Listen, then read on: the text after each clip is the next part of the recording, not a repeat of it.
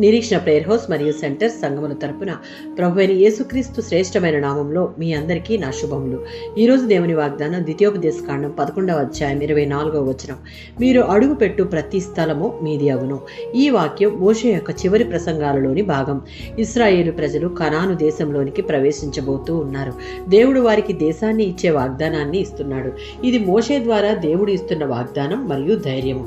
వీరు చిత్తశుద్ధితో నన్ను ప్రేమించి నా ఆజ్ఞలను నడిస్తే నేను మీకు విజయం ఇచ్చి మీ సరిహద్దులను విస్తరిస్తాను అని దేవుడు వాగ్దానం చేస్తున్నాడు.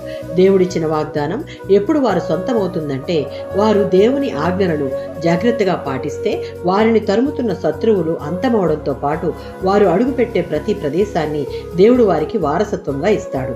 భౌగోళికంగా ఈ వాక్యం కనాను దేశం యొక్క సరిహద్దులను తెలియజేస్తుంది. దక్షిణ భాగమైన అరణ్యం నుండి ఉత్తరంగా లెబానోను వరకు, తూర్పున యూఫ్రటీస్ నది వరకు, పడమరగా ఉన్న మెడిటేరియన్ సముద్రం వరకు గాగల విశాలమైన భూమిని వారికిస్తానన్న వాగ్దానం చేశాడు. యెహోషువ గ్రంథం 1వ అధ్యాయం 3వ వచనం. మోషే తర్వాత యెహోషువకు మీరు అడుగుపెట్టిన ప్రతి స్థలమును మోషేకు చెప్పిన ప్రకారం వాగ్దానం చేశాడు. ఇశ్రాయేలీల ఎడల దేవునికున్న ప్రేమ కారణంగా ఐగుప్తు నుండి విడిపించి వాగ్దాన దేశానికి నడిపించాలన్న ఉద్దేశం కలిగి మోషే ద్వారా ఆ తరువాత యెహోషువ ద్వారా బయలుపరిచాడు. దేవుడు చేసే వాగ్దానాలు నిశ్చయమైనవి.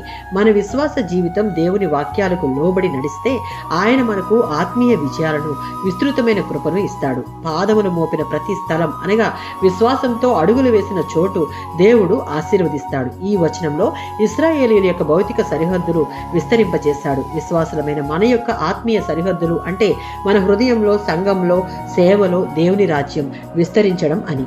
ఆమేన్.